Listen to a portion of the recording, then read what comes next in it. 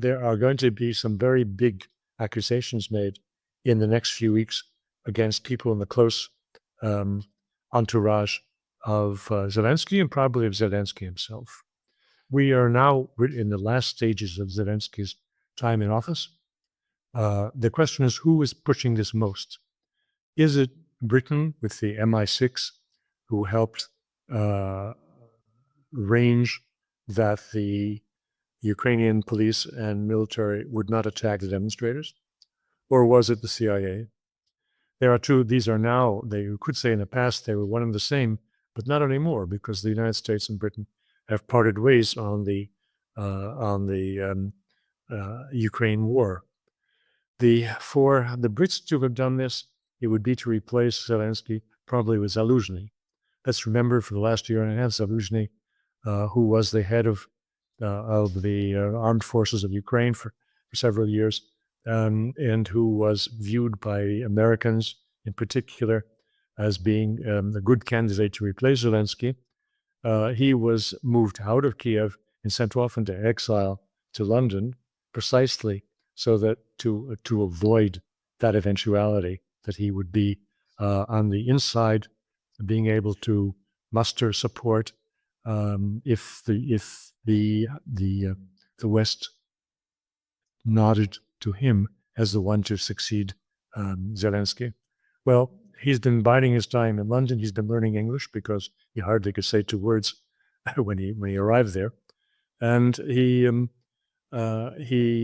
got there because he had said at the time what was true, how badly the Ukrainians were losing the war, and that was unacceptable to Zelensky. Now, that is one possibility.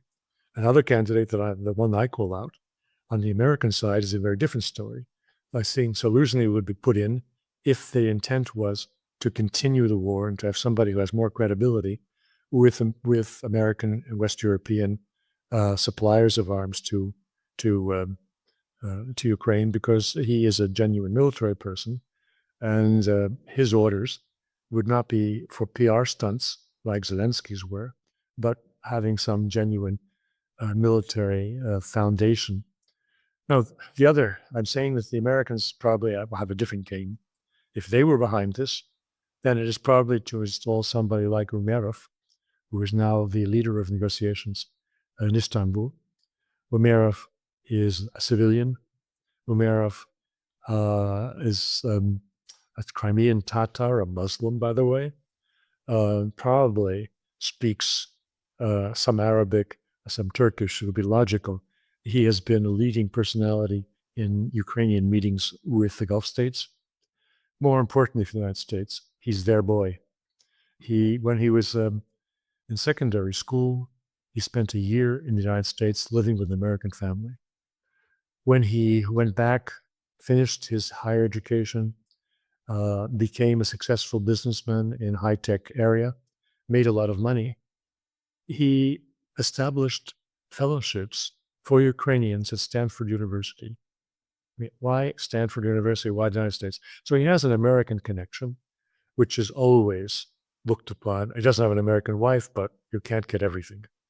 So he would suit the Americans very nicely as a stand-in, and it is reasonable to assume that he could and would negotiate a peace treaty with the Russians.